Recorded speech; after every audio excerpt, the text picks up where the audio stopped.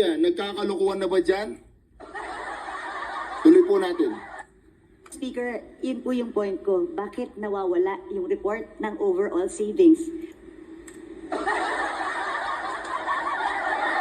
Nawawala po yung report ng overall savings. Naku po.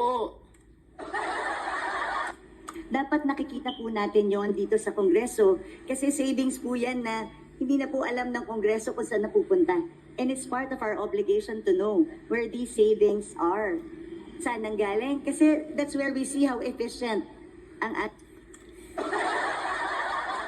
Nasave na po yan, Madam Congressman Bernadette Herrera. Kaya nga walang resibo eh. Kaya nga wala yung mga paper trails or whatever electronic trails.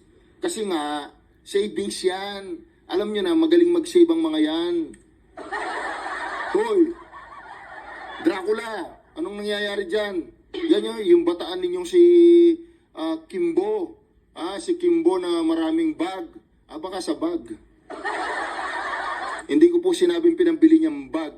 Baka yung mga report at saka yung mga papeles nandun sa bag.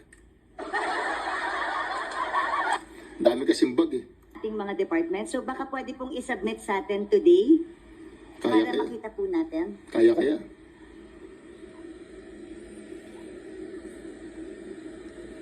Ang pagkakaiba, Madam Speaker, today is that the agencies themselves use their own savings.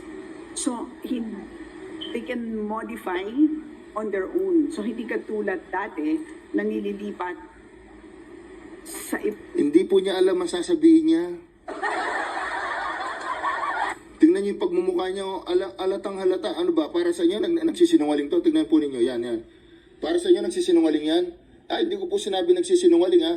Pero tingnan mo, yan tingnan yung pagmumukha niya. Naku po, nagdududo na ako dito, nawawala yung mga record, nawawala yung naku po.